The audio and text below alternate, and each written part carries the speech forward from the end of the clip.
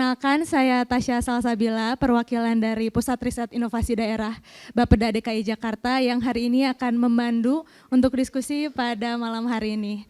Dan sebagaimana Bapak Ibu sudah melakukan registrasi dan mendapatkan undangan, tema hari ini adalah Mindful City, Why Mental Health is Urban Health. Akselerasi pembangunan kota menjadi suatu urgensi bagi Jakarta, khususnya dalam menyikapi posisi sebagai kota global. Salah satunya diperkuat dengan inovasi dan riset sebagai dasar pembentukan kebijakan dan program. Merespon visi tersebut, Bapeda Provinsi DKI Jakarta bersama dengan kajian pengembangan perkotaan sekolah pasca sarjana pembangunan berkelanjutan dari Universitas Indonesia, Kementerian Ekonomi Kreatif Republik Indonesia, dan kolaborator lainnya menghadirkan Jakarta Innovation Days dengan tema Explore, Connect, dan Impact. Sebagai salah satu mata acara utama dari GID 2025, menghadirkan Innovation Talks sebagai forum tukar ide dan perspektif lintas sektor tentang masa depan Jakarta.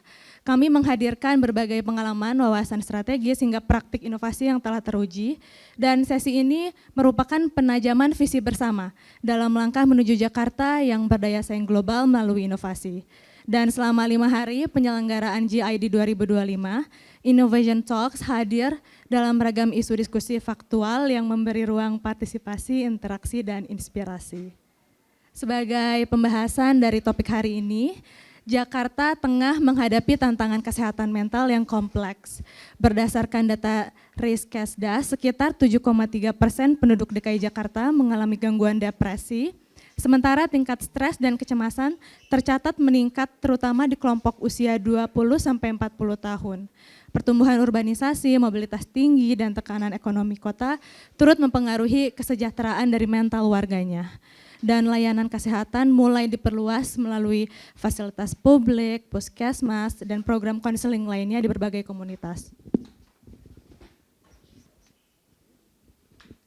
Meskipun kesadaran akan mental health meningkat, Jakarta masih menghadapi keterbatasan tenaga profesional, stigma sosial, serta akses layanan yang belum merata, terutama di wilayah pinggiran dan kawasan padat penduduk. Selain itu, integrasi antara layanan kesehatan mental dengan program kesejahteraan sosial dan pendidikan masih belum optimal. Kondisi ini membuat sebagian warga enggan untuk mencari bantuan hingga masalahnya menjadi semakin berat. Dan sesi diskusi kali ini mengusung tema Mindful City, Why Mental Health is Urban Health, dengan tujuan merancang strategi bantuan kesehatan mental yang inklusif, preventif, dan berbasis komunitas di Jakarta. Mari kita simak tayangan berikut ini.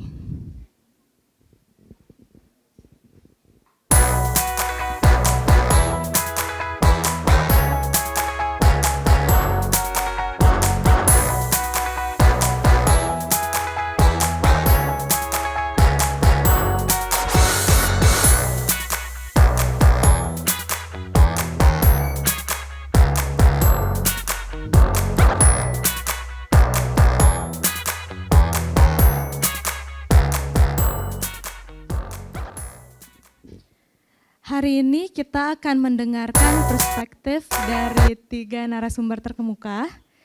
Yang pertama, mari kita sambut Bapak Ihsan Indra. Bapak Ihsan Indra, dipersilahkan untuk ke depan. Bapak merupakan lulusan ilmu politik yang menapaki karir di dunia industri kreatif sebagai penulis kreatif dan penulis konten, dan juga merupakan menjabat sebagai pemimpin redaksi Proud Project. Selamat datang Bapak, apa kabar hari ini? Tes, oke. Alhamdulillah baik, selamat malam semuanya. Malam, terima kasih untuk hadirannya hari ini. Selanjutnya, Dr. Reni Nur Hasana, dosen kajian pengembangan perkotaan, Sekolah Pasca Sarjana Pembangunan Berkelanjutan Universitas Indonesia. Please Ibu, please have a seat Ibu.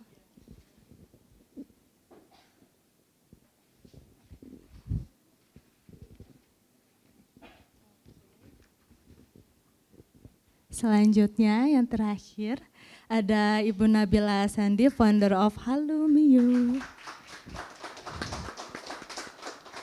Merupakan pendiri Halomiu, sebuah platform yang berfokus pada kesehatan mental dan pertumbuhan pribadi. Silakan, bagaimana Ibu dan Bapak semua kabarnya hari ini?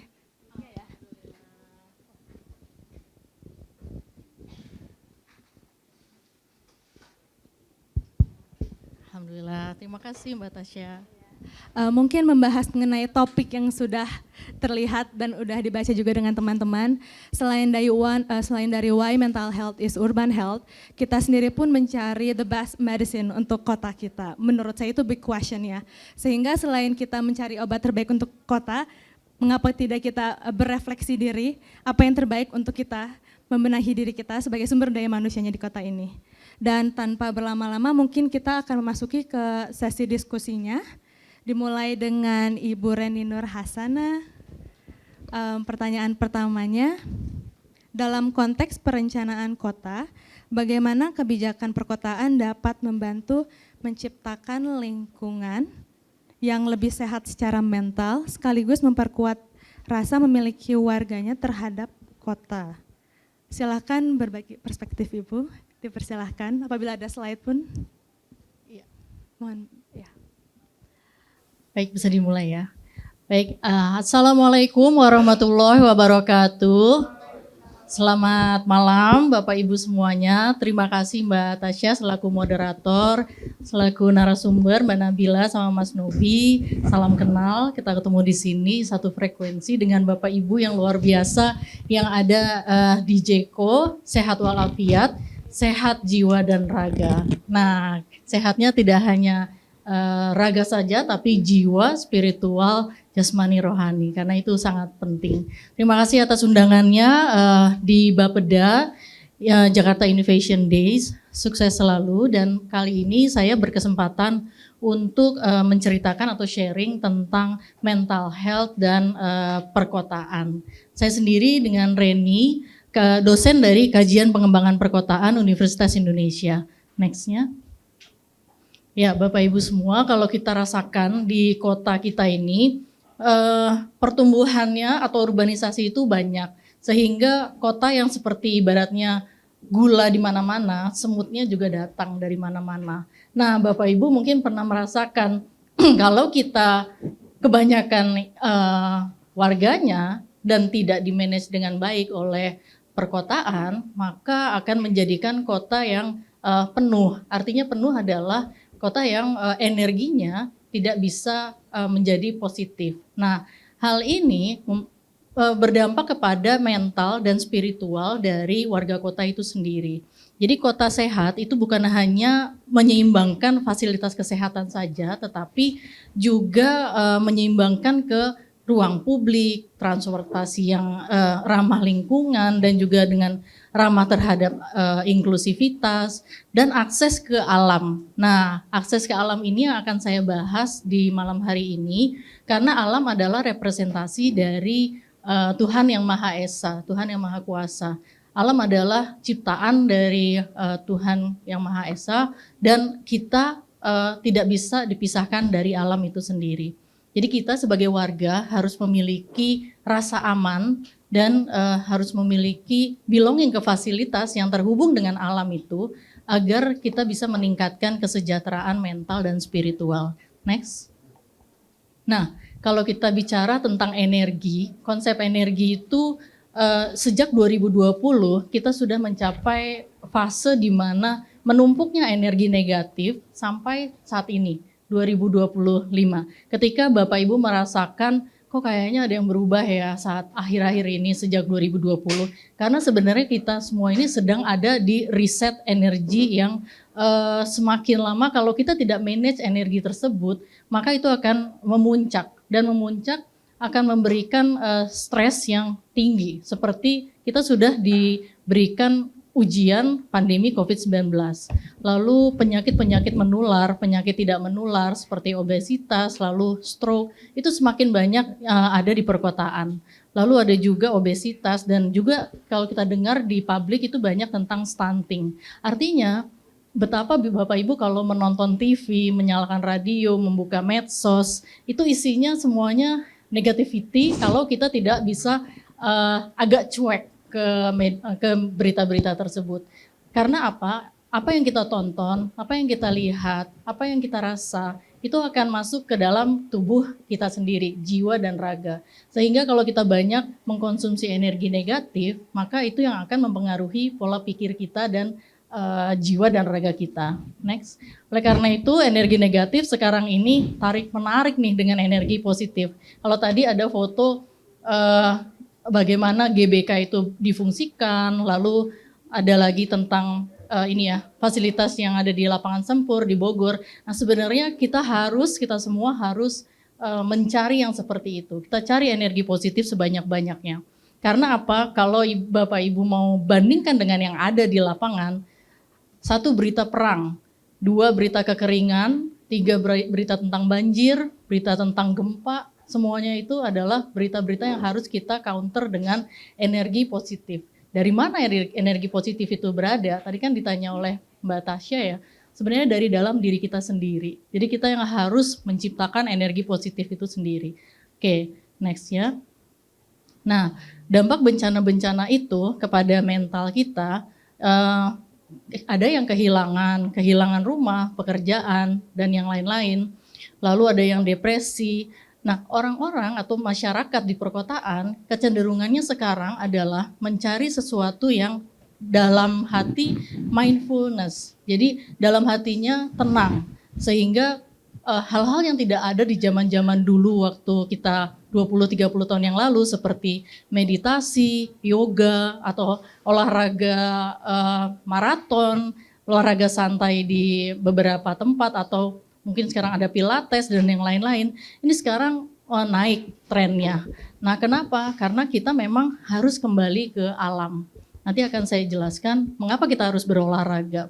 Nah perencanaan kota untuk memfasilitasi ruang untuk coping kita ini mendukung masyarakat untuk menaikkan energi kita di kota. Bayangkan kalau di perkotaan itu tidak ada fasilitas untuk berlari atau bermain di taman gitu kan, akan seperti apa warganya? Padahal menaikkan energi positif di dalam diri sendiri, yang pertama dan utama yang harus dicari, satu adalah kembali ke Tuhan Yang Maha Esa atau kembali ke Allah Subhanahu wa taala.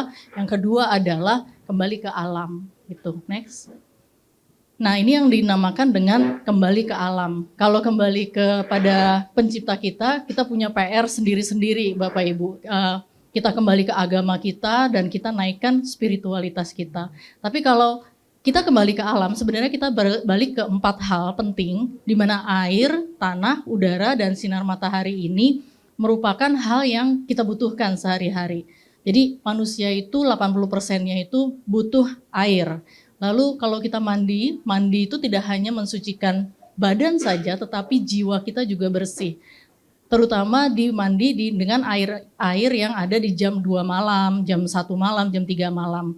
Sehingga Bapak Ibu jangan pernah ragu untuk minum air putih sebanyak-banyaknya, maksudnya sesuai dengan kadarnya. Tanah, Bapak Ibu yang suka grounding, nah itu yang the bestnya. Karena dengan grounding atau nyeker bahasanya, itu dari badan kita yang punya energi negatif itu turun kepada tanah, lalu tanah yang disinari oleh sinar matahari itu akan memberikan energi positif ke atas. Nah itu rahasia dari orang zaman dulu yang melakukan nyeker. Nah zaman sekarang, kita pertanyakan masih adakah gitu. Nah kita harus kembali ke kebiasaan-kebiasaan baik di zaman dulu. Udara dengan kita bernafas, lalu tahan, lalu keluarkan lebih lama, itu setidaknya kita sedang menurunkan tensi dari tubuh kita. Sehingga kita bernafas dengan sadar dan itu membantu pemulihan tubuh. Karena Bapak Ibu, siapakah yang bisa mengobati kita?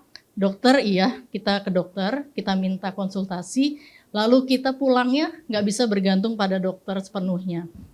Kita meminta kepada Tuhan Yang Maha Kuasa, ya Allah, sembuhkan aku dengan self healingku, lalu bersihkan badanku, lama-lama kita akan sembuh atas izin Allah. Jadi sebenarnya kita tuh melakukan self healing itu setiap detik selama kita masih punya nafas. Oke, nextnya adalah sinar matahari. Yang paling murah adalah sinar matahari selama matahari masih bersinar. Nah itu adalah sumber kehidupan di mana vitamin D itu dibutuhkan tubuh. Kalau kita nggak enak badan, coba jemur, 15 menit cukup, lalu kita kembali ke dalam rumah. Nah itu sudah cukup. Nextnya, konsumsi real food. Nah, real food itu adalah memang benar ternyata yang disupport atau yang diminta oleh dokter adalah makan yang benar-benar tidak berubah dari bahan aslinya. Pisang makannya berarti pisangnya, bukan pisang yang ditambah goreng atau ditambah tepung dan segala macam. Itu bedanya. Bukan berarti nggak boleh sih, saya juga konsumennya pisang goreng, tapi yang jauh lebih bagus untuk badan kita adalah yang real foodnya, yaitu pisang aja gitu. Next. Oke, oleh karena itu, karena kita punya kesadaran dalam tubuh kita dan kita bisa dalam fase yang paling bawah, yaitu fase marah, lalu kecewa, lalu putus asa, itu ada di paling bawah, yang ada di survival paradigm. Lalu kita harus naikkan kepada yang level atas sampai ke enlightenment. Enlightenment itu adalah kita sadar penuh terhadap tugas kita dari Tuhan Yang Maha Kuasa, bahwa kita itu harus melakukannya itu dengan ikhlas. Nah, itu adalah berproses, energinya kita mungkin nggak bisa di atas terus ya. Kadang kita ditinggal atau mengalami kesedihan, itu kita drop energinya. Tetapi kita harus naikkan energi pelan-pelan, jangan sampai kita ada di level yang marah-marah terus. Nah, itu nggak boleh, karena benar kata orang-orang, dimana kalau kita marah-marah sebenarnya itu akan kembali lagi energinya ke kita. Jadi itu rugi sebenarnya di kitanya. Kita marah-marah, fisik kita nanti yang kena gitu. Makanya kalau orang-orang tuh bilang kalau sakit itu sebenarnya dari pikiran, karena apa yang kita pikirkan itu sebenarnya kalau kita mikirnya jelek itu adalah cerminan dari hati kita. Nah, hati kita itu sebenarnya yang harus dibersihin. Caranya adalah ya itu tadi, kembali ke Allah, kembali ke alam. Nextnya. Oke, ini adalah level yang konkret karena memang tugas saya adalah sebagai dosen kajian pengembangan perkotaan. Di kota tuh sebaiknya ada apa sih? Pertama, kota sehat di Copenhagen. Di sana di Eropa itu banyak sekali jalur untuk sepeda. Ketika kita mau bersepeda dari utara sampai selatan kota, itu bisa. Lalu berjalan kaki. Nah, setidaknya kita membuat suatu fasilitas di kota untuk mendorong aktivitas fisik warga. Nah, di sana itu ada banyak jalur, lalu mereka juga jalurnya itu nggak boleh ngerem, artinya kalau kita jalan kan, kalau sepeda ngerem itu kan kayaknya bete banget ya, lagi jalan terus ngerem, jalan-jalan ngerem. Bagaimana pemerintah kota itu memberikan jalanan lurus sehingga kecepatannya itu bisa stagnan atau bisa diatur. Nah, itu kan nyaman ya untuk pesepeda. Nextnya adalah ruang hijau, di mana hijau itu membuat hati kita lebih kalem dan di sepanjang sungai. Nah, itu kan kembali interaksi masyarakat dengan alam. Next. Nah, ini contoh dari kota lain di Curitiba. Kalau kita mampir ke Brasil ya, saya juga mampirnya baru lewat web. Jadi kayaknya kota ini nih kota dengan akupunktur gitu. Jadi titik-titiknya tuh banyak dibikin kota yang benar-benar menarik itu di mana-mana sehingga mendapatkan predikat most intelligent city in the world. Karena apa? Karena pimpinan yang arsitek. Jadi bawahnya akan mengikuti arahan-arahan dari arsitek tersebut sehingga pimpinannya mengatakan bikin ini ya, bikin itu ya, bikin ini begitu secara komprehensif dan akhirnya dilakukan seperti BRT, lalu koridor-koridor yang hijau, lalu revitalisasi lahan bekas-bekas yang tidak terpakai gitu ya dari industri. Itu kita harus bikin ini menarik. Jadi dibikinlah danau buatan. Nah, dengan air terjun buatan setinggi 65 meter. Artinya ini semua dari kota memang kita bergantung kepada pimpinannya. Mau kemana sih sebenarnya dibawa dari kota tersebut. Nah, yang dekat adalah Singapura. Dari Singapura itu memang ada kecil ya wilayahnya. Mereka semua tuh terkoneksi. Sehingga naik sepeda atau jalan kaki itu bisa dicapai dengan rute-rute yang sudah dibuat. Sehingga ada namanya Park Connection Network yang menghubungkan tanah dari kota tersebut dengan area-area rekreasi sehingga orang-orang tuh keluar dari apartemen mereka karena kan kita tahu ya di sana apartemen juga tidak terlalu besar sehingga mereka bisa interaksi antara warga dengan warga yang lain. Nah, itu ada keterikatan sosial yang mendorong masyarakat semangat untuk memperbaiki mental health mereka. Next. Oke, ini yang di Eropa. Kalau kita ke Lyon itu ada daerah yang memang menjembatani antara Prancis dengan Spanyol ya. Nah di situ kita tidak sangka-sangka ada suatu tempat yang dulunya bekas industri yang dijadikan taman dan ruang rekreasi. Nah ini bekas pelabuhan sehingga kalau kita rapihkan dari tanah dan daratan itu sebenarnya itu akan menjadi green space dan akan menambah kota. Jadi ibaratnya kalau kita punya ada satu tempat yang tidak dipakai, maka itu dihijaukan, itu akan menambah kota akan menambah lebih luas. Nah, nextnya adalah Barcelona, kayaknya ini yang terakhir buat ini ya. Ruang hijau dan interaksi sosial itu digunakan untuk kita lebih bisa berjalan kaki dan meningkatkan keanekaragaman hayati untuk mengatasi perubahan iklim. Jadi mereka tanam-tanam buah-buahan dan juga tanaman-tanaman yang memang untuk menghijaukan. Next.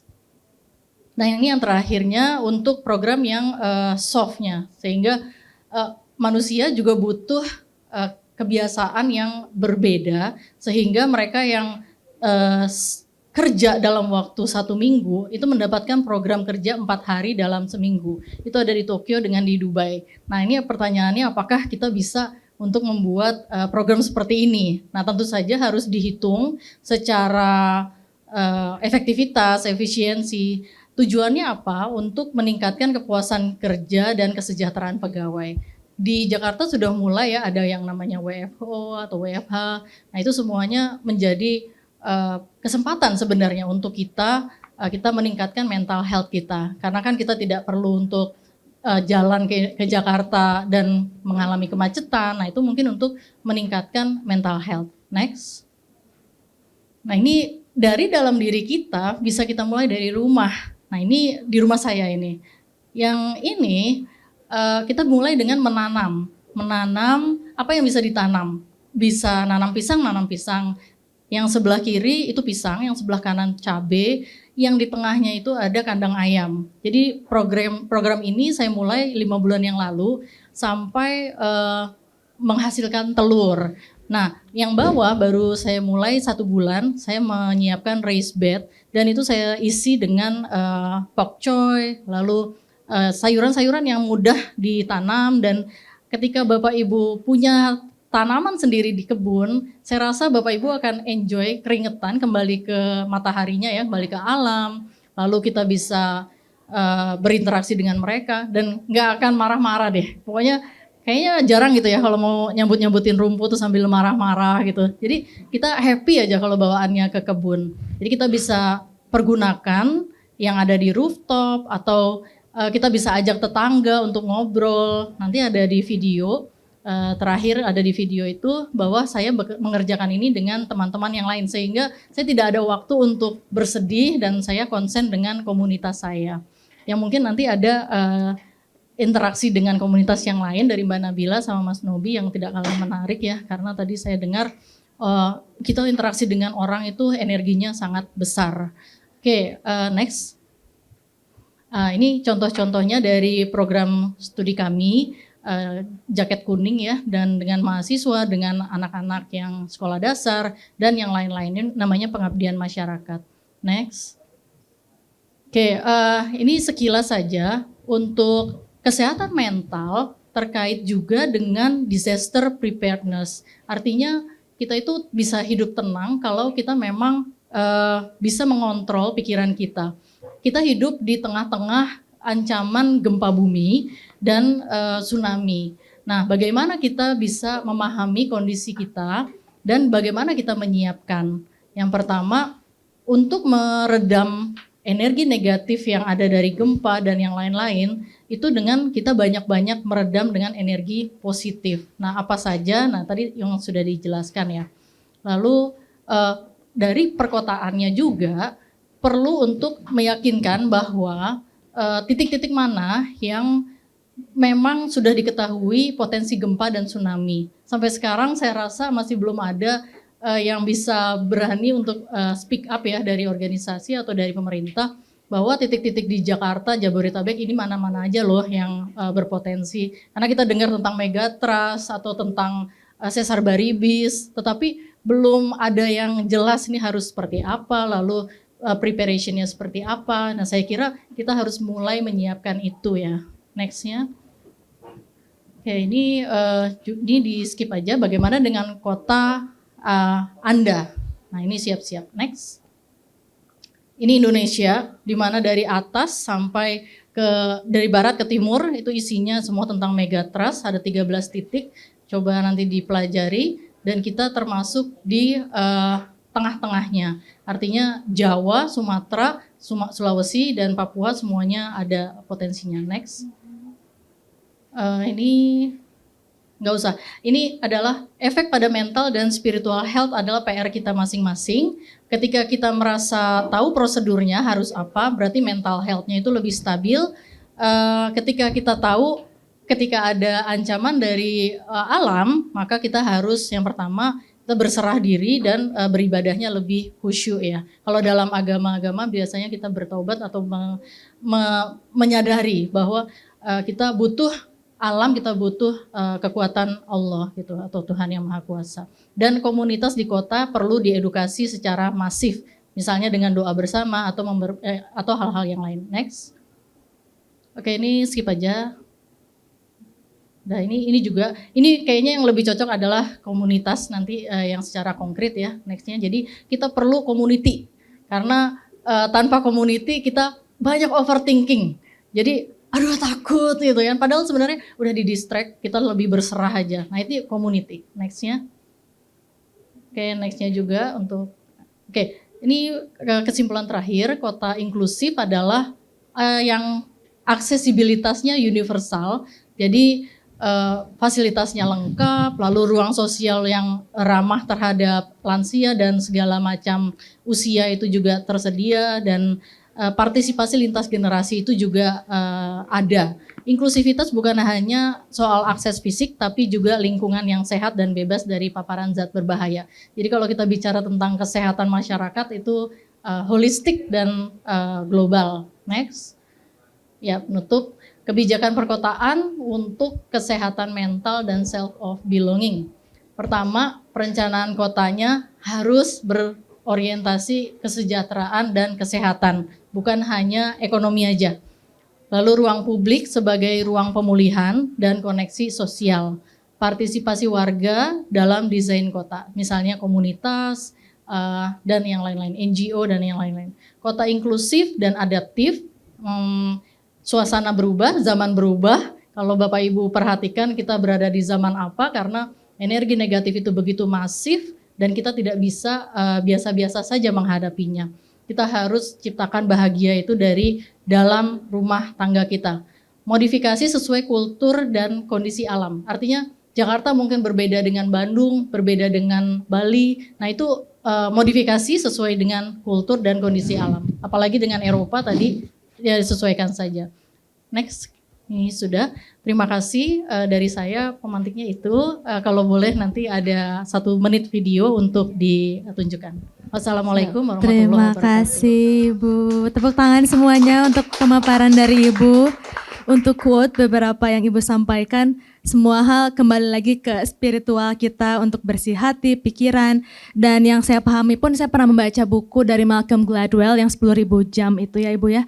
Apabila kita melakukan hal itu terus menerus selama 10.000 jam itu, kebiasaan kita akan terbentuk, entah itu ya menjadi ahli ataupun apa itu lainnya. Dan untuk mengambil kata yang Ibu sampaikan juga pimpinan, karena ya to lead is to teach. Seharusnya gitu para pemimpin pun dari kebiasaannya bisa merefleksikan gitu, bagaimana bisa membuat lingkungan yang sehat, cara bicaranya, gaya kepemimpinannya, dan manusia sendiri pun hidup dalam ruang dan waktu yang sama ya Ibu.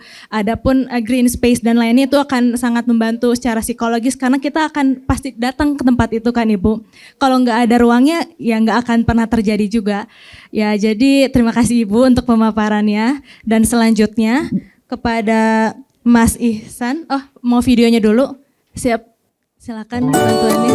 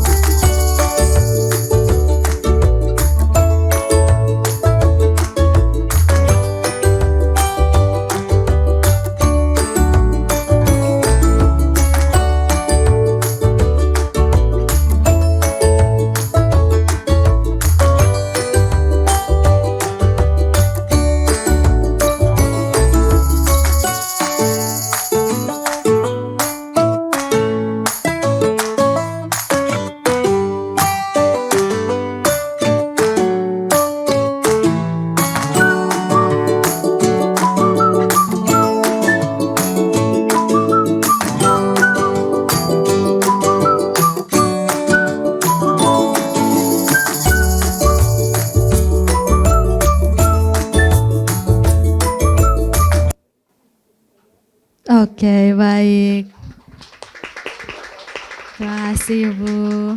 Kita lanjut ke narasumber berikutnya, Mas Ihsan. Untuk pertanyaannya, menurut Anda, praktik atau program inovatif berbasis komunitas apa yang dianggap cocok untuk meningkatkan kesadaran mental warga kota, serta bagaimana dampaknya terhadap kesejahteraan komunitas? Persilakan untuk jawabannya. Baik, terima kasih. Selamat malam semua ya. Perkenalkan, nama saya Ihsan Indra, tapi saya biasa dipanggil Nobi. Sejujurnya saya bukan warga Jakarta, saya warga Depok. Jadi saya warganya KDM, Kang Dedi. Tapi saya cukup terikat dengan Jakarta karena saya dulu lahir di Jakarta Barat, terus sekarang saya bekerja di Jakarta Selatan. Jadi setiap hari pun saya dari Depok ke Jakarta Selatan dan pastinya lewat TB Simatupang, yang mana itu menjadi stresor warga Jakarta juga. TB Simatupang, macetnya gila-gilaan. Bahkan katanya TB Simatupang itu TB-nya tidak bergerak, saking macetnya gitu. Dan mungkin untuk menjawab pertanyaan tadi, saya mau berbagi cerita dari apa yang aku dan teman-teman di Proud Project kerjakan. Mungkin boleh next.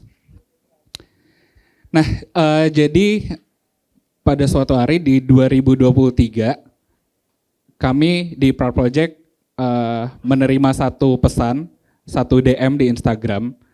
Ada yang cerita kalau salah satu followers kami saat itu dia ingin mencoba S-word atau mengakhiri hidupnya gitu di bulan November 2022. Dan saat dia ingin mencoba, ternyata dia terpapar sama salah satu konten dari Proud Project, dan kata dia itu benar-benar nolong. Padahal kontennya itu sesimpel hanya menanyakan, kamu ingat gak cita-citamu pas masih kecil gitu.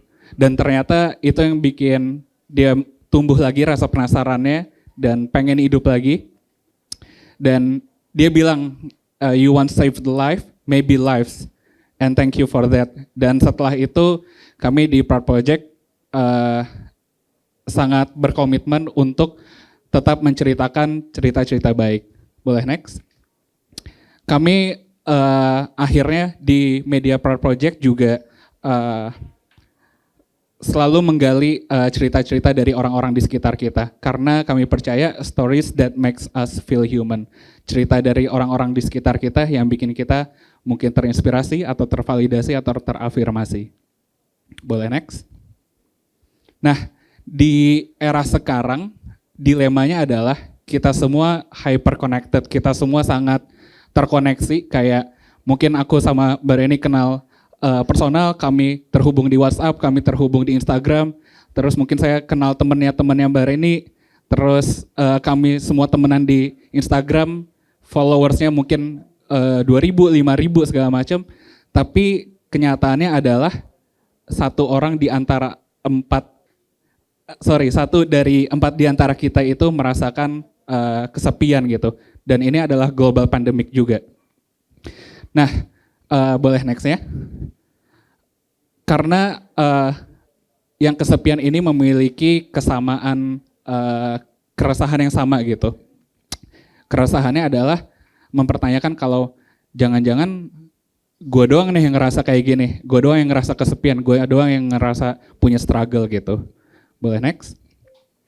Nah, di sini Proud Project coba menawarkan jawaban, kira-kira apa yang bisa menolong teman-teman di luar sana untuk tidak merasakan kesepian. Dan kami berhipotesa ada dua hal yang bisa membantu teman-teman di luar sana untuk tidak merasa kesepian. Yang pertama, socially connected. Mereka terkoneksi secara sosial dan emotionally understood. Emosi mereka dipahami oleh orang di sekitarnya. Next. Maka dari itu di Proud Project kami mencoba untuk menceritakan konten-konten dari orang-orang di sekitar kita yang mungkin memiliki keresahan yang sama dengan banyak orang juga gitu. Boleh next? Kami menceritakan cerita-cerita bukan dari sosok atau tokoh, tapi kami mengangkat cerita dari warga-warga biasa, everyday common people.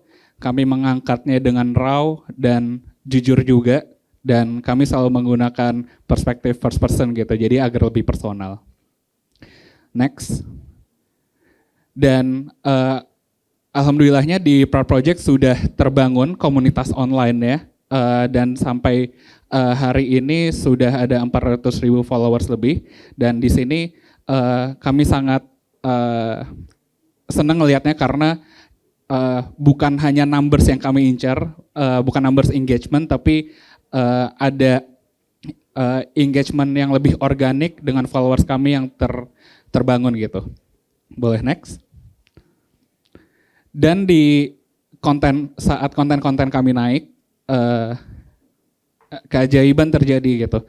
Yang mana kami tidak berharap kalau teman-teman followers dari Proud Project itu ikutan cerita, tapi malah mereka secara vulnerable ikut cerita gitu. Mereka di kolom komen malah ikut cerita, mereka bisa nyeritain trauma mereka, rahasia tergelap mereka gitu, bahkan di kolom komen. Dan kami berpikir kalau di kolom komentar aja mereka bisa ngerasa safe gitu, apalagi kalau kami membawanya itu ke offline gitu. Boleh next. Karena mereka di konten itu di dunia online atau di Instagram gitu ya udah ngerasa socially connected dan emotionally understood, mereka akhirnya sadar kalau oh ternyata gue nggak sendiri gitu, ternyata ada yang ngerasa yang sama. Boleh next. Yes, jadi kami bawa komunitas yang tergabung di Instagram ini ke offline. Kami mengundang teman-teman di luar sana, followers Proud Project yang rata-rata saling nggak mengenal satu sama lain gitu. Jadi mereka total stranger, tapi mereka punya keresahan yang sama dan ternyata itu membangun koneksi yang genuine juga gitu. Dan alhamdulillahnya itu malah menghasilkan safe space yang baru buat mereka gitu.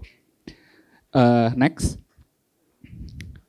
Nah jadi di 2023 kami pertama membuat komunitas kami namanya Proud Circle.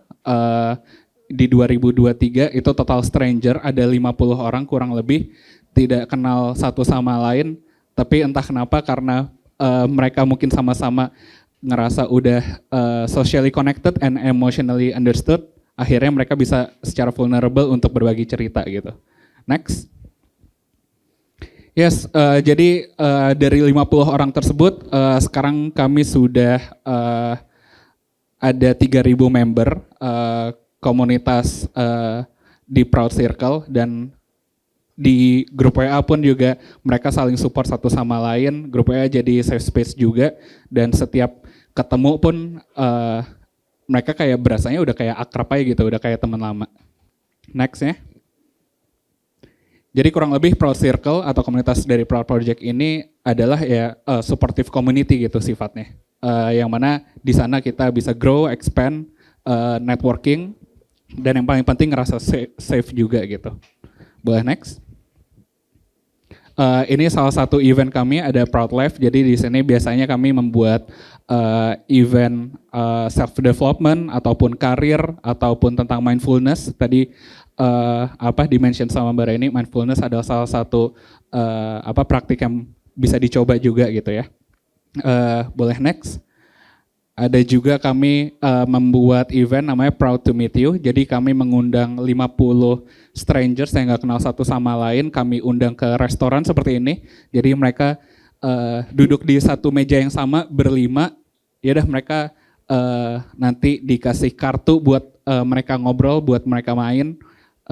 Dan ya udah mereka kayak selesai acara, selain perutnya kenyang, mereka juga dapat teman baru gitu. Next. Nah kalau ini Proud Hangout kayak kemarin terakhir kami kayak 17 Agustusan, terus kayak setiap weekend pun kami juga ada olahraga bareng. Jadi bahkan sekarang itu bukan dari Proud-nya lagi yang menginisiasi aktivitasnya, bahkan kayak tiba-tiba anggota dari Proud Circle udah ada yang WFC sendiri gitu, dan random aja semua activity kayak nobar segala macam itu mereka jalanin. Next. Mungkin di era sekarang jadinya teman-teman di luar sana ingin lebih merasakan menjadi manusia gitu, dan untuk menjadi manusia mereka ngerasa vulnerable, mereka pengen ngerasa authentic, dan caranya adalah ya mereka melihat ada kesamaan di komunitasnya gitu. Next. Boleh next lagi. Nah, jadi kalau dari Proud Project, alurnya kurang lebih dari story atau dari konten yang kami buat, membangun relatability-nya atau ngerasa relate gitu ya sama konten yang kami buat, itu yang membangun interaksi gitu. Dan dari interaksi tersebut yang malah membangun komunitas satu sama lain, dan akhirnya menciptakan safe space gitu. Dan dari safe space tersebut mereka bisa grow, mereka bisa expand network mereka bisa at least menjaga kewarasannya bareng-bareng. Next. Kalau dari kami percaya intinya one real story can build genuine connection. Yang dibutuhkan hanya share, listen, and change. Kurang lebih seperti itu kalau dari saya. Terima kasih. Terima kasih Mas Ihsan. Untuk quote lagi beberapa yang dipaparkan tadi, bahwa feel lonely itu adalah global pandemic sekarang. Dan saya pun setuju, terkadang berbicara dengan stranger itu bisa lebih nyaman dan terbuka. Karena kita menghindari judgment ya, kalimat-kalimat not negatif dari orang-orang sekitar kita. Walaupun anggapannya kita memahami, teman-teman kita tahu diri kita dan tahu yang terbaik untuk kita, tapi terkadang penilaian dari orang yang bahkan baru bertemu dan berdiskusi itu bisa lebih insightful. Kemudian kemarin pun sempat baca kalau kita itu enggak di the same boat, tapi kita semua ada di storm yang sama gitu. Dan Gen Z termasuk saya sendiri mencari ruang gitu, bagaimana caranya untuk bisa mengurangi stres saya, bisa bercerita dengan baik, karena narasi itu powerful sekali gitu. Dan kita selalu membaca sosial media, adapun kalimat-kalimat negatif, hoax, berita hoax, bahkan ya beberapa waktu yang terjadi kemarin, demo dan lainnya, terlalu banyak sekali hoax yang terjadi sehingga kita sendiri nggak bisa percaya dengan ya realitas yang ada gitu. Sehingga kita perlu Proud Project tersebut, dan amazed sekali dengan apa yang udah dilakukan juga oleh Mas. Selanjutnya ke narasumber yang ketiga untuk Mbak Nabila. Questionnya, apa tantangan utama dalam membangun jejaring dukungan komunitas untuk kesehatan mental, dan bagaimana solusi berbasis kolaborasi lintas sektor dapat diimplementasikan secara efektif? Dipersilakan waktunya. Ya, terima kasih untuk pertanyaannya. Selamat malam Bapak Ibu, kakak-kakak. Terima kasih sudah menyempatkan hadir. Semoga pemaparan kita semua hari ini bisa bermanfaat, bisa berguna ya buat kita semua. Nah, sedikit banyak pertanyaannya ini sebenarnya relate dengan apa yang masing-masing kami geluti ya. Mungkin dari Ibu yang memang sebagai dosen gitu ya. Dan dari kakaknya juga yang terkait dengan komunitas gitu. Dan kali ini Halomiu kita dipercaya pertanyaannya itu tentang kolaborasi dan juga komunitas, tantangannya itu seperti apa. Memang karena di Halomiu sendiri itu kita punya program kolaborasi gitu, terutama dengan biro profesional dan juga praktisi kesehatan mental, termasuk juga dengan terapis gitu. Jadi boleh ke next slide-nya. Nah ini kalau Halomiu sendiri itu sebetulnya adalah IP kesehatan mental. Kenapa sih kita menggunakan IP? Supaya ada representasinya gitu. Jadi bukan hanya sekedar cerita, tapi ada representasinya, karena kita sebagai judulnya aja hari ini adalah mental health, itu kenapa jadi urban mental health gitu, karena kita kan individu, selain kita hadir sebagai individu, kita adalah makhluk sosial juga yang berelasi dengan orang lain. Jadi efek dari lingkungan sosial atau konteks sosial kita itu mempengaruhi juga dengan apa yang terjadi dalam diri kita secara internal. That's why di Halomiu sendiri itu kita punya IP yang dia berdiri sebagai individu seperti Miu dan Yamiu. Kalau Yamiu itu yang hitam, tapi itu bukan jahat. Kedua-duanya itu ada di dalam diri kita gitu. Seperti contohnya Yamiu itu kita lebih banyak bahas tentang dark psychology. Seperti contohnya adalah insecurity dan ego dan lain sebagainya yang mungkin menghambat kita. Tanpa kita sadari itu sebetulnya adalah energi yang juga mendorong perilaku-perilaku yang muncul di keseharian kita.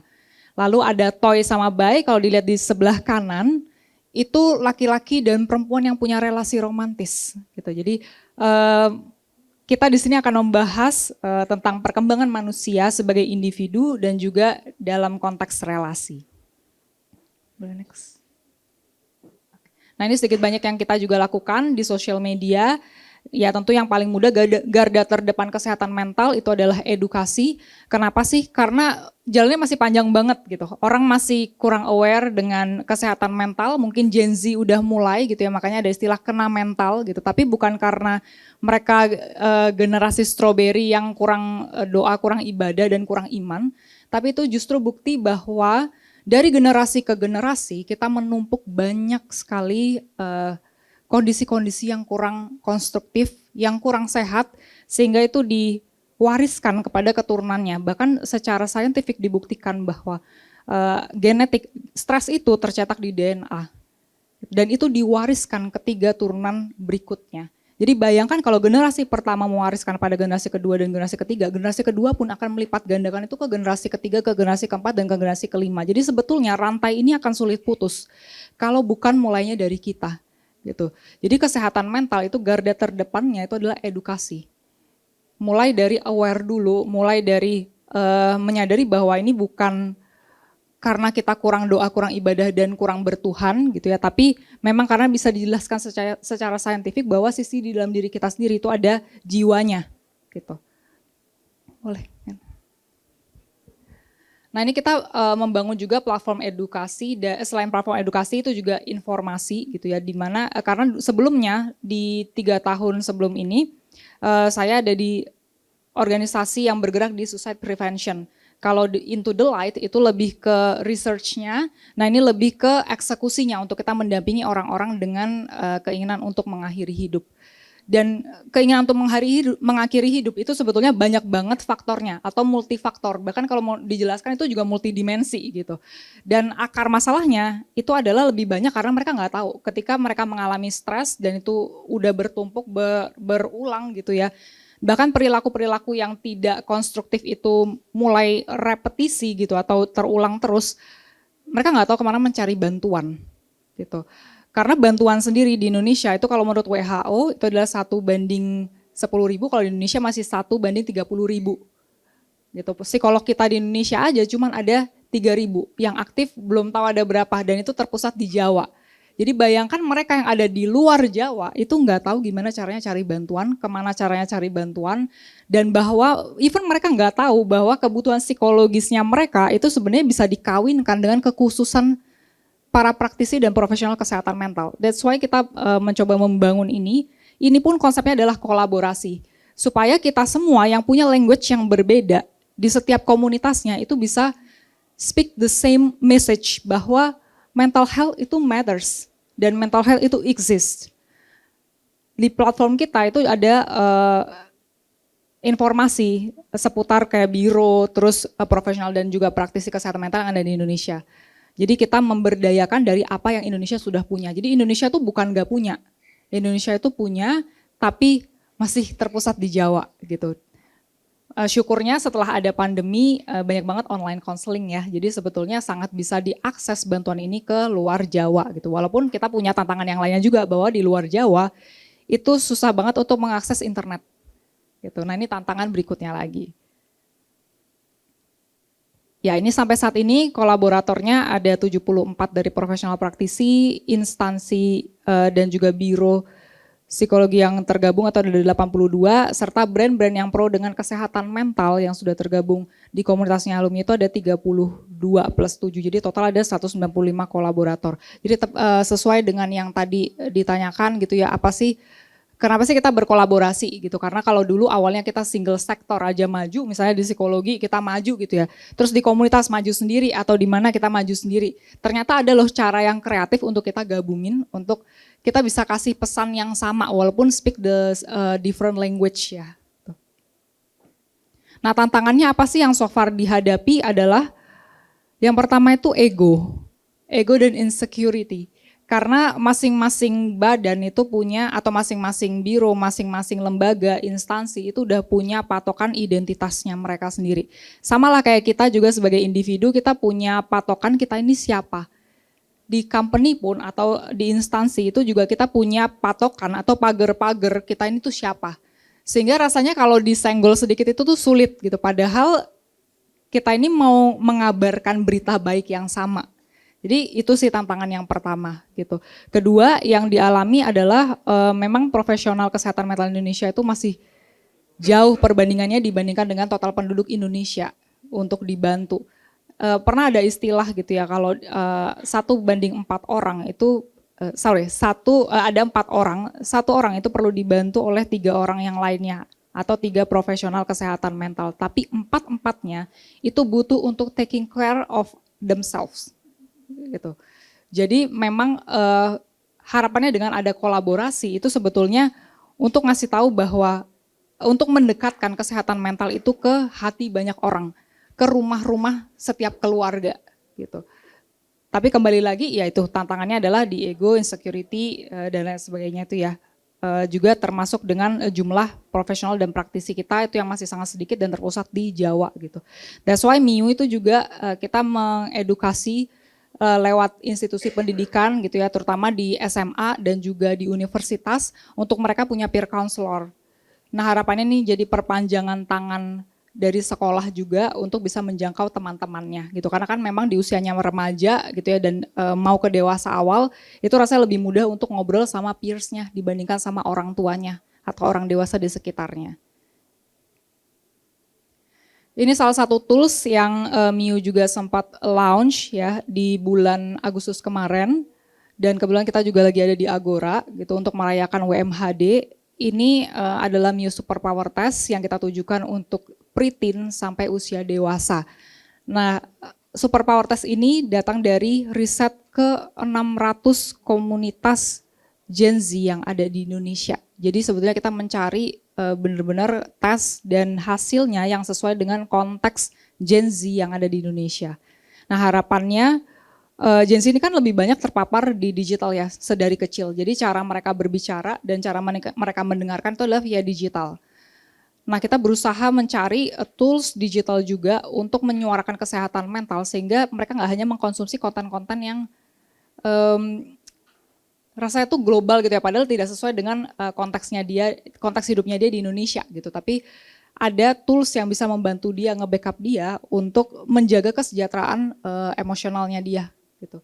Jadi kita berusaha tandemkan dengan salah satunya adalah MIU Superpower Test. Nah kelanjutannya dari MIU Superpower Test pun kita launch tentang jurnal kenal potensi diri. Karena sesuai dengan fase perkembangannya di usia remaja terutama dewasa awal itu penting untuk mereka kenal dengan nilai diri mereka, keyakinan yang penting buat mereka, aktivitas apa yang bermakna buat mereka, terus mereka tuh projectionnya tuh ke depan jalan tumbuhnya sesuai seperti apa. Nah itu berusaha direfleksikan melalui jurnal. Nah ini beberapa aktivitas wellness dengan MIU, ini juga kolaborasi lintas sektor, seperti kita pernah di Transjakarta juga, jadi memang kesehatan mental ini mau dibagikan dengan cara yang unik gitu ya, supaya ya nggak hanya dengan satu cara gitu ya, mungkin lewat edukasi aja atau lewat konseling gitu ya, tapi juga dengan cara-cara yang seperti ini. Nah ini kan kalau misalnya salah satu contohnya adalah di Transjakarta, orang pulang kerja pun mereka bisa ngelihat pesan ini, bahwa kesehatan mental itu tuh penting buat mereka. Ada juga di Line gitu, kita memang menggunakan stiker Line gitu ya, salah satunya untuk kalau mereka ngobrol sebenarnya ada cara-cara yang ramah buat kita menyuarakan emosi kita gitu ya, atau apa yang kita rasakan melalui stiker-stiker ini. Next. Oke, next lagi. Boleh next lagi. Nah tadi sekilas aja tentang beberapa topik yang memang kita biasa untuk bawakan gitu ya ke beberapa brand maupun institusi yang itu mencakup dari anak-anak sampai usia dewasa. Nah ini beberapa portofolio activity-nya aja di kampus. Oke. Boleh next lagi. Ya sekian sih dari Halo MIU. Thank you. Terima kasih Mbak Nabila atas penjelasannya. Mungkin tanpa berlama-lama kita langsung ke sesi Q&A dengan para audiens yang hadir hari ini. Untuk pertanyaan boleh dibuka sekarang. Dipersilahkan untuk para audiens apabila ada pertanyaan bisa diajukan kepada para narasumber hari ini terkait dengan mental health dan lainnya. Boleh? Gak ada mic-nya ya?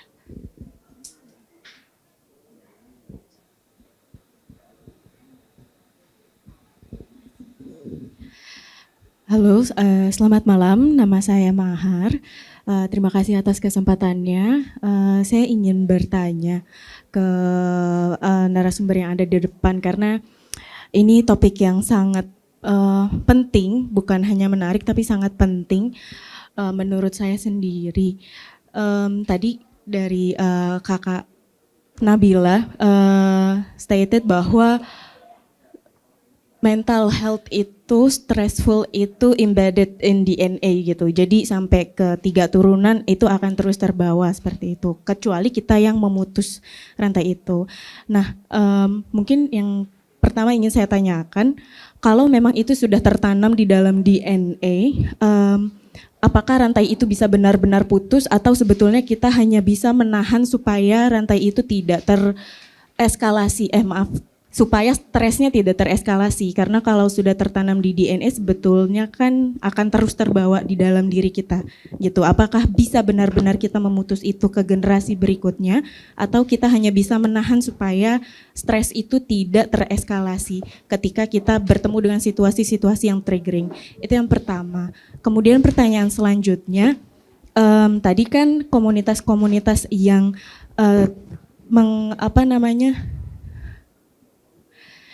yang ikut aktif di komunitas Halomiu ataupun juga dari Proud Project itu memang orang-orang yang sudah bisa dikatakan aware dengan kesehatan mentalnya atau sudah aware bahwa kondisi stres jika dibiarkan terus-menerus itu tidak baik gitu. Bagaimana untuk menjangkau orang-orang yang dia memang berada di lingkungan yang benar-benar membuat orang itu nggak tahu kalau sebetulnya kondisi dia tuh udah nggak sehat sama sekali gitu. Dan tadi kakak juga bilang untuk cari bantuan itu sebetulnya kalau menurut saya bukan hanya karena kita nggak tahu atau karena tenaganya yang sedikit, tetapi karena biayanya juga nggak sedikit gitu. Untuk orang di Jakarta sendiri, ketika kita mau ke psikiater atau ke psikolog, itu biayanya sekali konsultasi bisa 1 sampai di atas 1 juta gitu. Dan mungkin orang akan berpikir berulang kali kalau mau datang ke psikiater, makanya banyak video-video reels di media sosial itu yang captionnya kayak daripada ke psikiater mending nonton konsernya King Nasar gitu. Karena itu lebih affordable memang dibanding ke psikiater, tapi itu tidak menyelesaikan masalah gitu.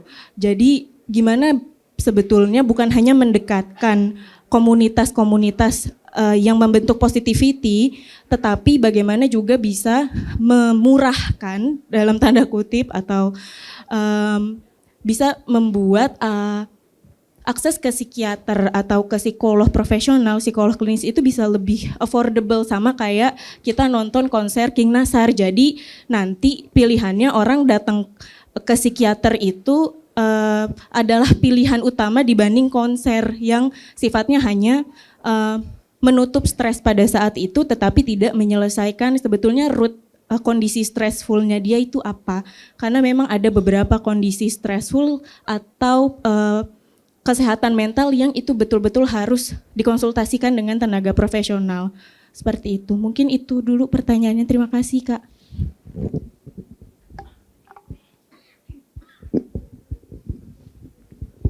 Terima kasih untuk pertanyaannya. Mungkin langsung dijawab saja Mbak Nabila untuk pertanyaannya dari penanya yang tadi dan bisa dilanjutkan dengan Ibu dan Mas juga untuk jawabannya.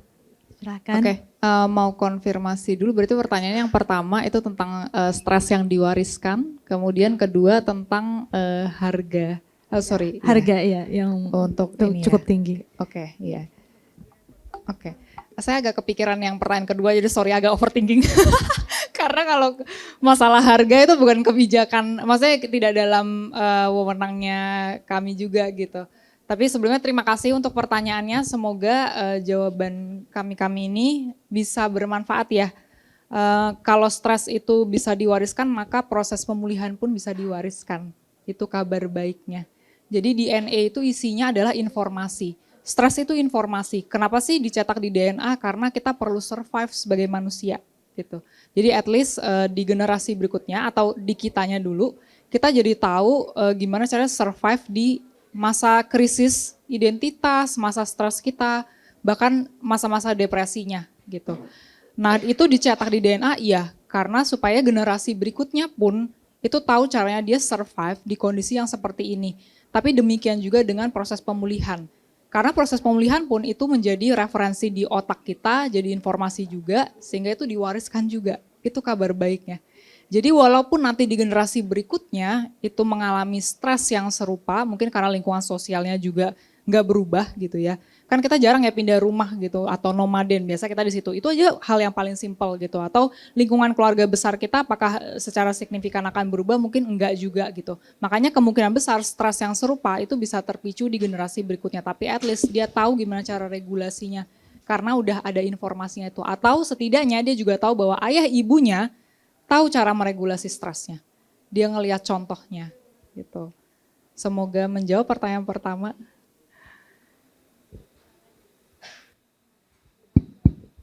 Baik, selamat malam. Terima kasih atas pertanyaannya.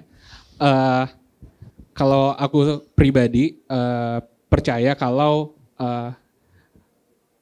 masalah ini adalah masalah bersama dan masalah bersama gak bisa dikeroyokin bareng-bareng tapi punya porsinya masing-masing gitu. Dan aku sadar kalau masalahnya sudah sampai ke masalah biaya, masalah akses segala macam, di sana negara atau pemerintah harus hadir gitu. Dan di sini kalau aku sebagai dari pihak media atau komunitas gitu, tugas kami adalah tetap menyuarakan isu ini, menggaungkan isu ini terus. Kami bikin lebih berisik, kami bikin warganya lebih berisik agar pemerintah merasakan tekanannya gitu, agar mereka paham kalau ini isu yang urgent banget gitu. Dan ya mungkin outputnya adalah event-event seperti ini gitu, event-event seperti ini yang meningkatkan awareness masyarakat juga gitu. Jadi aku kemarin sempat dengar juga kalau ternyata psikolog dan psikiater pun udah bisa pakai BPJS juga, tapi mungkin itu belum di semua unit kali ya. Jadi mungkin itu yang perlu diperbanyak. Tapi kalau dari aku sih percaya kita tetap terus suarakan gini. Dan tadi mungkin di-mention soal kayak daripada ke psikolog mending healing nonton King Nasar gitu. Ya sebenarnya itu bercandaan yang itu adalah kritik ke pemerintah gitu. Kayak bro ini warganya healing malah nonton konser gitu. Padahal mereka ada isu yang harus diselesaikan oleh profesional gitu. Healingnya malah ke King Nasar atau nongkrong di jembatan. Dan bahkan nongkrong di jembatan adalah kekurangannya tempat terbuka buat warganya nongkrong juga gitu. Jadi menurutku punya porsinya masing-masing dan kita sebagai warga tetap tekan terus aja gitu. Kurang lebih seperti itu. Iya, baik. Pertanyaan pertama, apakah memang akan terbawa terus? Kalau pengalaman saya, jadi ini kan namanya trauma. Jadi energi negatif itu manifestasinya setiap dari manusia, itu dari kita, Mbak Tasya, saya, Mbak Nabila, sama Mas Nobi, itu punya kadar sensitivitas yang berbeda-beda. Ketika kita punya trauma, lalu kita belum melepas, maka kita masih membawa itu sampai ke generasi-generasi selanjutnya. Sehingga apa yang harus dilakukan adalah kita melepas. Melepas itu tidak semudah kita bicara melepas, karena melepas itu adalah memaafkan dari trauma-trauma yang memang kita terima, lalu kita bicara mau sampai kapan trauma ini diakhiri. Nah, ketika kita sudah bisa bilang, misalnya kita dijahati orang ya, kita dizolimi orang, katakanlah zaman-zaman sekarang nih banyak banget yang pakai kirim ke sana kirim sini energi negatif nggak kelihatan, terus nempel di kita, bagaimana kita bisa tetap berbuat baik atau berprasangka baik kepada orang yang menzolimi kita gitu. Nah itu adalah titik di mana kita sudah bisa oke, aku maafkan orang yang jahat kepadaku. Nah itu adalah cara kita melepas trauma. Jadi apakah pertanyaannya, apakah ini memang harus dilepas? Harus. Masalahnya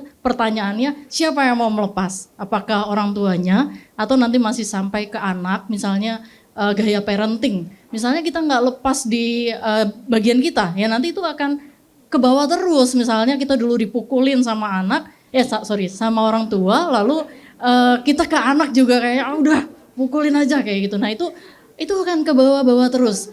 Orang yang baik hatinya atau orang yang bersih hatinya pasti akan sadar. Tadi yang saya katakan di slide, kita mau sampai kapan kayak gitu? Sadar bahwa ini harus diputus. Oke, aku akan berbaik hati, aku maafkan orang tuaku yang sudah seperti itu kepadaku, maka aku tidak akan melakukan hal yang sama seperti dulu. Sehingga itulah yang namanya ikhlas. Nah, ikhlas itu susah karena kita PR-nya banyak. Tapi kita bisa lepas dengan olahraga, kembali ke alam. Lalu kalau saya merasakan yoga itu gerakannya terlihat simpel, tetapi itu melepas ketegangan-ketegangan energi negatif yang ada di dalam tubuh. Sehingga gerakan yang kelihatannya simpel, sebenarnya kita belum tentu bisa melakukannya kalau kita masih memendam emosi. Sehingga kita pelan-pelan, ada yang gerakannya luar biasa seperti itu, sebenarnya mereka berlatih bagaimana percaya kepada diri kita sendiri. Nah, nanti lama-lama tadinya nggak bisa begini, lama-lama badan kita lentur dan kita terima. Nah, saya 3 tahun dulunya nggak bisa apa-apa, sekarang juga masih belajar, tapi berproses. Artinya ini harus dilakukan as soon as possible. Tapi kuncinya adalah memaafkan dan itu dimulai dari diri sendiri ya. Karena kalau kita nggak memulai, maka itu akan terbawa terus-menerus dan itu tidak bagus. Nah, untuk yang komunitas, untuk energi negatif ini jangan dilawan sendiri. Karena kalau dari komunitas mungkin sudah paham ya, ini penting banget nih kita berkumpul. Karena kalau kita sendiri itu akan menguasai pikiran kita. Depresi, benar ya Mas ya? Orang yang depresi itu kayaknya harus dibawa ke community. Nah, kalau saya jalannya waktu itu saya ke community tasawuf. Mungkin dari Bapak Ibu ada yang sudah familiar ke community yang membersihkan hati. Jadi kami mencari guru yang memang ada sanatnya dan berzikir. Nah, yang paling mudah untuk melepas energi negatif yang ada adalah dengan mandi taubat, di mana ini sering dilakukan di pesantren. Jadi jam 2 malam itu mandi aja rutin gitu. Dan itu ada tata caranya sendiri. Mungkin Bapak Ibu juga pernah lihat. Nah, ada zikirannya sendiri dan ada gurunya yang penting. Karena kalau nggak ada gurunya itu kita tidak bisa melawan energi negatif itu. Ketika kita melakukannya konsisten dan memang sudah diizinkan sembuh oleh Yang Maha Kuasa, ya berarti itu lama-lama energi negatifnya akan meleleh atau hilang ya. Dan itu berproses seumur hidup karena memang kita ini sebenarnya sedang berjuang untuk melawan energi negatif yang ada. Sehingga sampai kapan? Sampai kita perjalanan setelah kita di dunia ini. Karena memang namanya mental health itu urusannya dengan hati. Dan hati itu kita urusannya dengan ruhani. Jadi bukan hanya kesehatan jasmani tetapi ruhani. Saya ke psikolog keluarga ya, dan konsultasi benar hampir 1 juta setiap kali konsultasi. Karena memang semua cara harus dilakukan, karena memang tidak ada satu cara yang menjadi pakem, semua cara dilakukan, tetapi setiap individu mempunyai cara yang berbeda.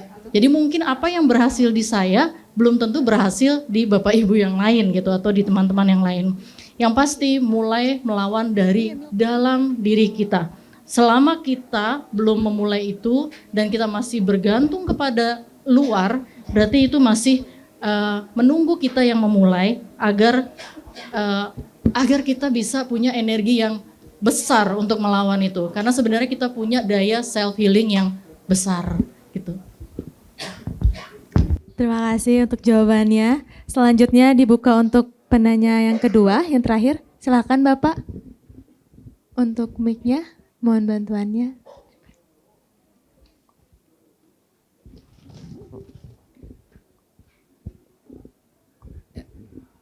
Terima kasih. Assalamualaikum warahmatullahi wabarakatuh. Selamat malam.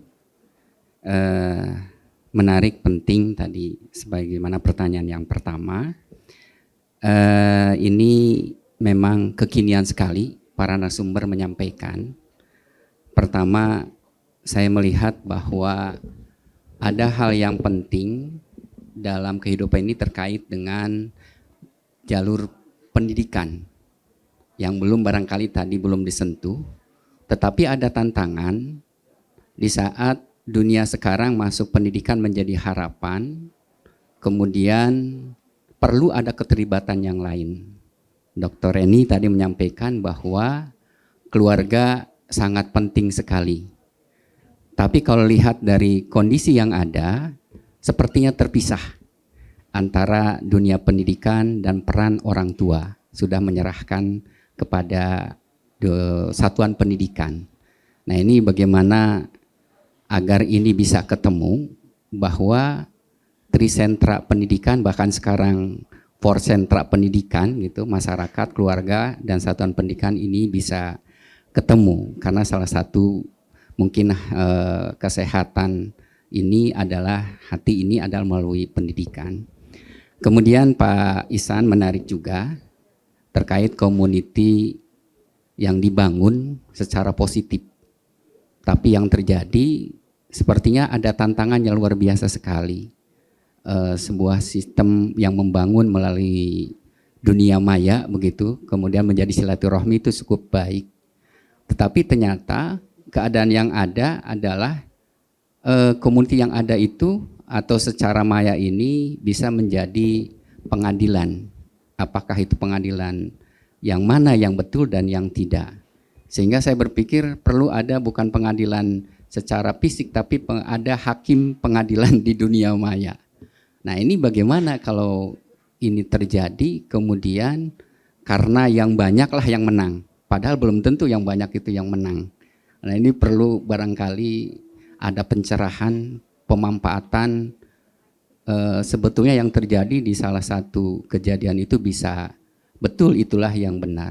Kalau kami lihat sekarang banyak, karena saya dari pendidikan ya, contoh satuan pendidikan yang bagaimana orang tua mendukung anaknya yang berbuat negatif di sekolah, kemudian rame-rame awal-awalnya, tapi didorong lagi oleh netizen yang kemudian beralih, terus itu berlaku. Contohnya seperti itu. Dan ini membangun pada generasi yang ke depan sangat berdampak sekali. Kemudian yang terakhir Mbak Nabila juga terkait pendidikan menjadi salah satu solusi ya. Walaupun bukan hanya pendidikan itu di satuan pendidikan, tetapi sudah mendorong bahwa untuk mencapai hal yang kita inginkan, kesehatan pada saat ini, jasmani dan rohani, melalui edukasi. Jadi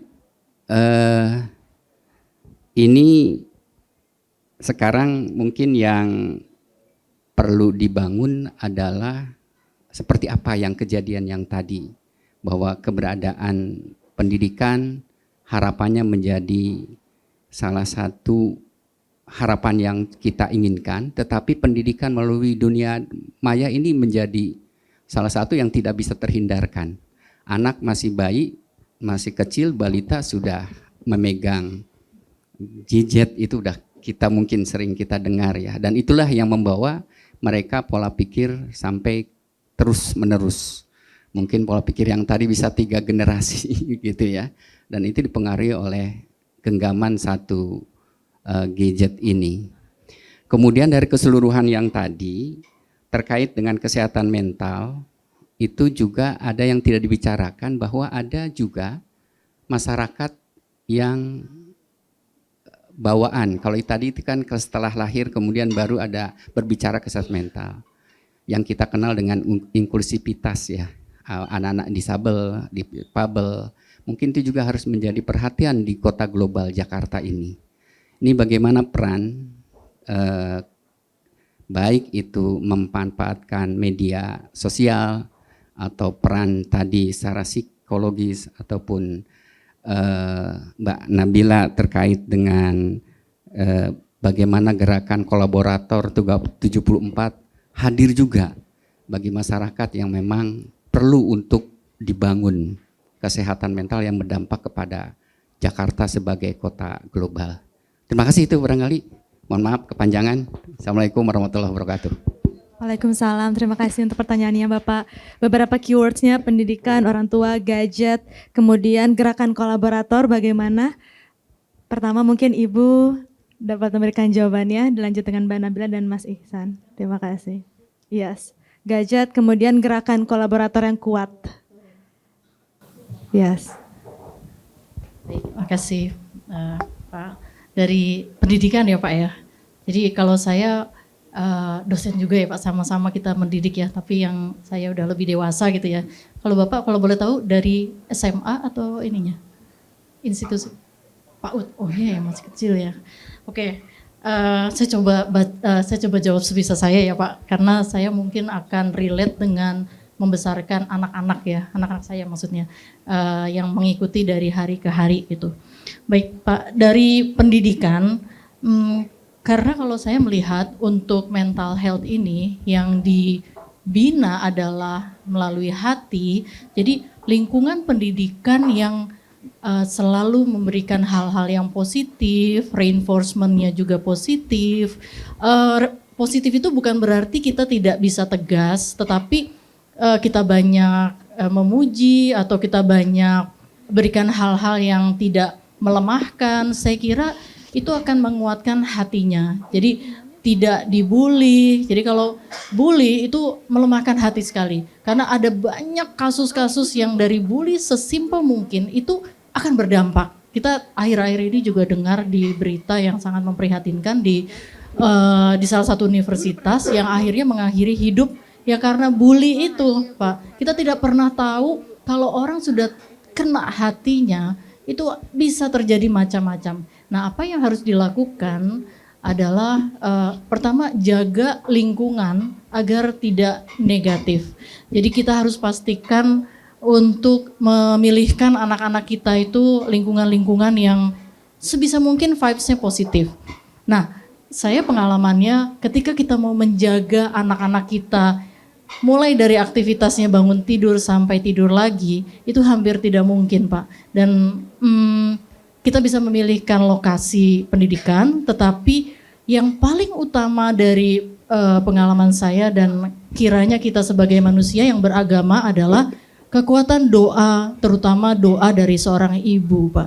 Jadi itu adalah benteng di mana doa yang dipanjatkan oleh ibu itu adalah benteng untuk anak-anaknya. Sehingga itu adalah pendidikan yang pertama harus dilakukan oleh semua ibu hebat yang ada di keluarga, Pak. Jadi kalau misalnya kita sudah titipkan anak-anak kita kepada doa tersebut, energinya itu yang akan melindungi mereka beraktivitas. Yang pertama. Yang kedua, selain itu, orang tuanya, anak-anaknya menebar kebaikan dimanapun berada. Jadi mental health berhubungan dengan perilaku keseharian kita yang kita lakukan. Misalnya, situasi kebahagiaan lahir dan batin kita ketika kita melakukan berbagi dengan orang lain dengan ikhlas, itu akan naik. Misalnya kita bersedekah dengan ikhlas, maka kita akan mendapatkan balasannya walaupun itu nggak kelihatan. Nah, mental health itu nggak kelihatan, itu yang kita bisa rasakan, tetapi kalau kita jelaskan itu susah, maka lakukan aja. Jadi menebar kebaikan di mana-mana, ketemu orang senyum, itu akan kembali ke kita semua, walaupun nggak kelihatan. Saya rasa saya akan memasukkan itu di dalam pendidikan karena refleksi dari alam, hukum alam ya, kita berbuat sesuatu, maka kita akan yang menerima. Kita menebar kebaikan, maka kita terima. Kita menebar kejahatan sekalipun, sebenarnya kalau dalam Islam sekalipun namanya sunnatullah, kita pun yang akan menerima. Nauzubillah min zalik ya. Kalau untuk komunitas, nanti kayaknya yang lebih cocok teman-teman. Yang pasti ini ya pendidikan ortu. Pendidikan tadi udah dijawab, ortu tadi the power of ibu. The power of ibu yang sudah menjadi ibu, semua perkataannya itu harus dijaga karena yang namanya perkataan ibu adalah energi yang akan turun kepada anak-anaknya. Itu adalah doa dan itu akan tercatat oleh alam semesta, akan tercatat oleh malaikat. Sehingga mental health-nya anak bergantung pada ibu. Itu yang bisa saya sebutkan. Dan juga bapak terutama ibu. Gadget saya masih punya banyak PR dari anak-anak saya juga anak-anak yang terhubung dengan gadget dan saya juga belum bisa untuk mereduksi mereka memakai gadget, tetapi kelihatannya mereka akan lama-lama menurun frekuensi untuk mengakses gadget ketika mereka sudah mulai dewasa dan mulai sadar. Kata kuncinya adalah sadar itu. Sehingga bagaimana kita menaikkan kesadaran dengan yang tadi, jadi yang di ataskan kesadaran, enlightenment. Nah caranya adalah dengan kita bergerak tadi itu, kembali ke alam. Udah Mbak kayaknya nggak bisa jawab yang kolaborator. Kolaborator silakan. Berarti langsung lanjut ke Mbak Nabila terkait dengan gerakan kolaborator yang kuat, bagaimana untuk dilakukannya. Kemudian ada pun pertanyaan spesifik terkait anak-anak berkebutuhan khusus, bagaimana pemanfaatannya, penanganan terbaiknya melalui gerakan-gerakan yang sudah Mbak lakukan. Dipersilakan waktunya. Ya, Bapak sebelumnya terima kasih untuk pertanyaannya. Mengenai edukasi, ya itu PR yang sangat besar ya Pak ya, dan itu adalah garda terdepannya kesehatan mental. Banyak kalau dari Halumio itu kita memang kenapa sih mengutamakan kolaborasi, karena kalau semuanya dikerjain satu orang atau satu brand aja, kita nih ngalahin berapa juta orang gitu. Jadi that's why kita kolaborasi, contohnya itu dengan WUM, dengan ibu-ibu ID gitu ya. Mereka tuh banyak yang tidak tahu bahwa ngasih anak gadget itu efeknya nanti di remaja gitu. Nggak tahu kalau anak kecil itu di bawah 4 tahun otot retinanya masih berkembang, sebetulnya belum boleh dikasih yang fast moving gitu. That's why kita kolaborasi supaya ya mereka punya komunitasnya, kita punya ilmunya, kita sharing gitu. Nah itu yang so far dilakukan. Juga kita lakukan ke bapak-bapak gitu ya, ada komunitas bapak-bapak yang mereka nggak tahu juga bahwa ternyata nemenin istrinya itu support terbesar di luar dari bahkan keluarga besar dari istrinya untuk memberikan ASI eksklusif kepada anaknya gitu. Kunci dari memperbesar dampak dari edukasi itu memang dari kolaborasi yang selama ini kita lakukan. Sekiranya Ya, terima kasih. Dilanjut dengan Mas Ihsan untuk menutup sesi Q&A malam ini. Silakan. Oke. Sip. Terima kasih Pak atas pertanyaannya. Tadi mungkin saya ingin menjawab yang spesifik ditanyakan Bapak terkait penghakiman sosial di sosmed ya Pak. Dan saya rasa sosmed ini platform yang demokratis banget karena semua punya hak berbicara. Tapi ini dua mata pisau karena kita bisa jadi kontrol sosial, tapi bisa juga jadi penghakiman sosial gitu. Dan kalau sekarang mungkin bahasanya cancel culture gitu. Jadi kayak ada satu yang salah, semua ngeroyokin gitu di sosmed. Dan setelah ditelisik, oh ternyata yang disalahin yang benar gitu. Jadi ya udah kegabung ini semua post truth segala macam semuanya terjadi gitu. Tapi menurut saya adalah peran kita semua di sini yang udah punya awareness, yang udah punya akses atas informasi mana yang baik, mana yang buruk, kita semua punya obligasi untuk lebih berisik untuk mengajarkan yang baik gitu. Jadi mungkin kalau sekarang yang ramai itu adalah media yang gosip gitu atau media yang menyebarkan keburukan kayak artis cerai itu lebih ramai. Padahal artis yang pernikahannya baik-baik aja ya banyak juga gitu. Jadi sebenarnya kayak kita di sini berlomba-lomba melawan narasi yang buruk dan kami dan teman-teman lainnya di Proud Project pun berkomitmen untuk at least kami jadi salah satu yang menjadi penghias timeline teman-teman. Jadi mungkin di timeline ada yang ngomongin gosip, negatif segala macam.